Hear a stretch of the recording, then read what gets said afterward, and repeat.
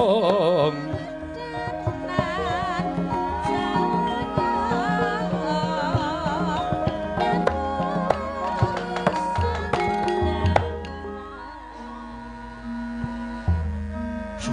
rasa tekaning pati. Teko aku kaya mapan ana ing jagating impen. Aku mapan ana ing wujuding pulo cilik. Ana tengah samudra ingkang asrine kaya ngene. Panggonan iki nyenengke, perbawane nentremke ati. Wah. Iki ana bocah bajang mapan ana ing kene. Kowe kuwi sapa? Werkudara. Bagya saprapta kita ana ing ngarsa ulun, Nggir. Jomantaka dene kowe mung derajate bocah wani nyebut aku tanpa nganggo sebutan nganggo tata krama. Kowe kuwi sapa? Lan kowe wis ngerti lawan aku. Ulun iki Jawata dene bebisik ulun Bathara Dewa Ruci, ya Ruci Bathara. Bathara Ruci kuwi anake sapa? Ulun iki ora kayogakake lan ora angyogakake. Kahanan ulun bareng kelawan kahanan kita. Yen pancen kowe kuwi dewa, mestine awas paningalmu. Mula aku njaluk titikan. Yen kowe bisa nyebut alurane kang nurunake aku gelem ngaku yen kowe kuwi dewa. Ya to. Ulun kang mituruti panuwun kita, jeneng kita kuwi Mono anak Prabu Pandhu kang panenggak patutan kelawan Dewi Kunthi. Kadang kita kabeh kuwi para Pandhawa, ya kuwi Puntadewa. Jeneng kita Nuli Harjuna, banjur Nakula Sadewa. Kang mijil saka Dewi Madrim, ya mengkono apa ora? Ya. Dene Pandhu wong atuwa kita kuwi anak Abiyasa, Abiyasa anak Palasara, Palasara anak Sakri, Sakri anak Sekutrem, Sekutrem anak Manumayasa, Manumayasa anak Parikenan, Parikenan anak Bremani, Bremani anak Brama, Brama anak Bathara Guru. Ya ngono apa ora? Wah, bener kabeh. Saiki aku gelem ngaku yen kahananmu tunggal jatining kelawan kahanan karo aku. Lan aku bakal nyembah ndodhok karo kowe. Nanging aku njaluk titikan, waton kowe bisa batang apa perlune Werkudara tekan kene. Lan kowe kudu bisa nuduhake kanthi cetha ngendi lan endi ingkang ndak upaya. Kulup ulun mung tansah ngijabah apa kang dadi panyuwun kita. Ing purwane ana saluka kang surasane mengkene. Aja memangan yen durung weruh rasane kang dipangan. Aja menganggo yen durung weruh werdine kang den anggo. Aja lelungan yen durung pernah papane kang den tuju. Aja manembah yen durung pana papane kang sinembah. Ya kanthi waton saluka mau, Nggir, ulun benerake marang lekas kita. Nggon kita kesusu nindakake samubarang gawe luwih-luwih ing bab dunung ing panembah. Kita tindhingi kang kanthi permana luwih dhisik, ya mengkono mau prayoga banget. Banjur kewajiban ulun hambatang sedya kita teka ana ing kene, yaiku ngestokake parentahing guru kita Dah Nyewang Druna kinen ngupaya tirta pawitra mahning suci. Dene nganti kita rewangi manjing samudra sabab nggon kita bakalan entuk wejangan kawruh kasampurnan ruhanira, Nggir. Durna kuwi ora kliru.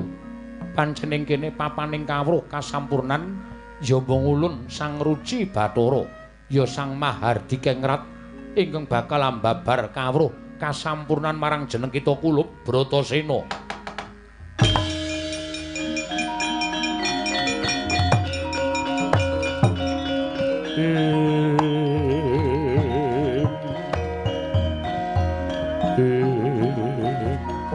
Duh Pulun, mboten kinten bilih paduka dununging kiblat gegayuhan kula ing wekdal punika. Ing mriku kula ngaturaken sembah sungkem kunjuk dhateng paduka Pukulun Ruci Bathara. Yo, Nggir, ulun tampa lan ruhananira Kulup. Mula gurunira mundhut tirta pawitra minangka pitukoning ngelmu kasampurnan iku bener sabab tirta pawitra iku tegese banyu penguripan kang linuwih dene mahening suci iku tegese hening lan resik. Dadi kawruh kasampurnan mau mung bisa ditampa jalma kang uripe tansah gegulang luhuring jiwa kang sarta suci ning bebuden. Yen nganti ngelmu mau tinampa dening sadengah menungsa, mongko asor jiwane lan lethek bebudene netepi tembung muspra tanpa guna, malah bisa uga salah kedaden. Wong mau ora bakal nemu kasampurnan nanging malah lebur tanpa dadi. Dene luwih cethane sira manjing ana nggo garbaning sun supaya enggal ketemu kelawan kang sira upaya. Ulun. Menapa inggih kelampan kula manjing wonten ing garba paduka. Jer paduka namung alit dene kula bira wageng. Werkudara, gedhendi sira kelawan jagat. Senadyan jagat saisine kabeh wis kawengku dening ulun. Lajeng margi pundi ingkang kedah kula ambah Bukulun mlebu liwat karena ulun ingkang sisih tengen iki nggih. Kita bakal ulun jateni apa ingkang kita upadi.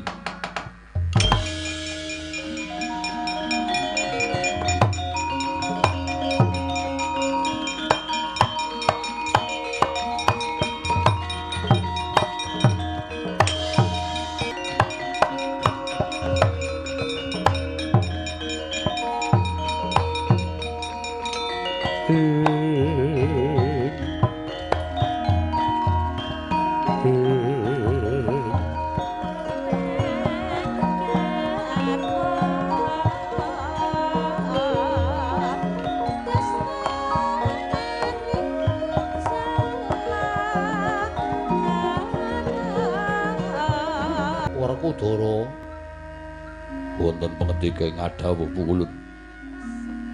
Mono saiki ulun nyuwun mundhut pirsa apa ingkang sira dulu. Kula wadhi mapan wonten papan jembar ingkang tanpa pagut. Miwah kula mboten saged muninga kiblat. Mara coba hangestiya weninging Pancandriya. Sarta hangestiya marang panjenengan ulun nggih. Ulun. Sasampunipun kula hangesti dhateng jengandika Ulun Sang Ruci Bathara. Kula sampun pana dununging kiblat miwah kula sumerep warni 8 inggih menika Obra Markata, Putran Denta, Tawon Gung Gumolong, Cahya Maya, Retna Muncar, Daru Maya Adi, Rembulan Dadari, miwah Kartika Abyur. Rerupan 8 mau sejatine sipat kang linuwih. Dene 8 mau pinerang dadi 2, ingkang 4 marang dat sipat asma apengal, dene ingkang 4 manjing dadi hawa nepsu 4 perkara, yaiku abang, ireng, kuning lan putih. Abang marang drengki srei, ireng kuwi hawa nepsu ning raga, kayata dahar, dedaharan lan sak piturute. Dene kuning demen ngurupi laku cidra, saka kareme milik doyan terubuh. Dene putih kuwi demen teteki murih suci, demen narima murih sampurna, emoh rekasa, lumuh pakumpulan, jalaran wedi marang pegawean, trima bodho, waton ngaso.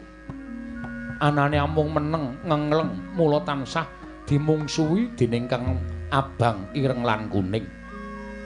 Werkudara, wong urip kuwi luwih ewuh lamun to ngelingi marang pratilaning ati kang 4 mau, sabab ora ngantepi ya luput, dene yen to ngantepi ya durung karuwan.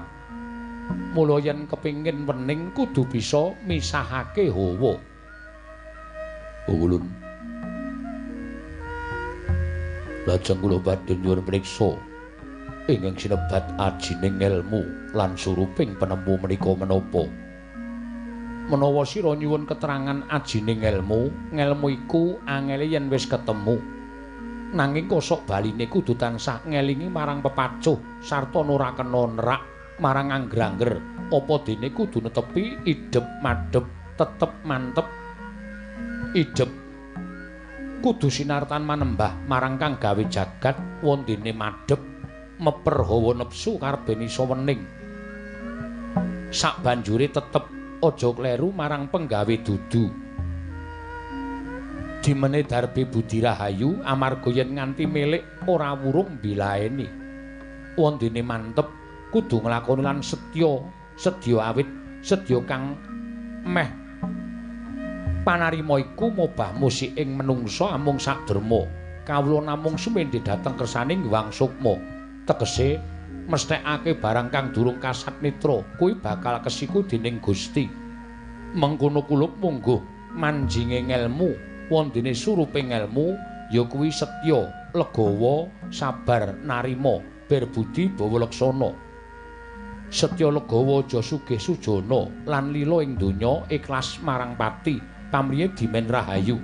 Nandura kelakuan becik lan suci, tepa-tepa marang sakpadha-padha, sabar narima. Tegese sabar den saranta ing tekatira yen to kadukanan dening sukma kudu narima lan rumangsa dene narima yaiku tansah ngenteni siing Hyang Sukma awit ing tekad usaguh nglakoni beja cilaka lara kepenak pinter bodho wening lan kodheng urip lan mati. Berbudi tegese demen tutur becik demen madhangake wong kang peteng pikire sarta tetulung marang wong kang kataman ribet. Wondene bawa leksana kang gedhe hambeke sarta kang luwih budine aja nista lan kang bisa cukup pamikire kudu mulat awas lan uga tansah naliti mranata basa tanduking karti sampeka dene sirikane yen dusta candala nganiaya marang sakpadha-padha. Lajeng sangkan paraning dumadining titah menika kados pundi? Dene sangkan paraning dumadi menungsa iku saka peparinging Gusti. Bapa lan ibu Gusti maringi cacah sanga, yaiku kang wujud panca indriya. Dene kang papat kasebut cipta, rasa, budi lan karsa. Dene bapa maringi cacah papat turta sarwa kasar, wujud balung kulit, otot lan daging. Dene ibu maringi cacah papat sarwa alus, wujud getih, sungsum, jeroan lan otak.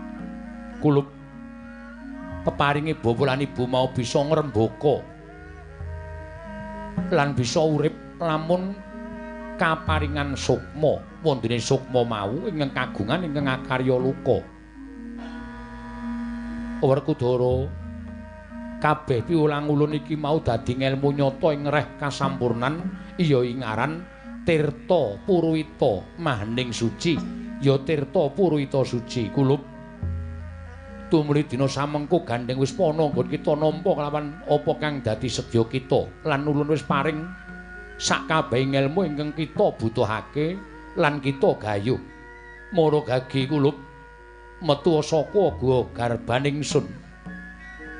Ulun kula sampun ketingal jenak miwah kula sampun ngraosaken sekeca mapan wonten ing mriki. Kula mboten badhe wangsul wonten ing alam padhang miwah kula mboten badhe wangsul wonten ing jana loka. Werkudara yen to kaya mengkono kang dadi gegayuhan kita sayekti kita nyulayani kelawan uriping Hyang Mahanasa ing separing urip kelawan jeneng kita. Kewajiban kita ya kuwi wujuding satriya. Mongko kewajiban kita durung sampurna sarta durung rampung nggon kita bakal nentremke jagat sawigung. Mula Werkudara kita metu saka garbaning ulun bakal sak jarwa kelawan jeneng kita nggih.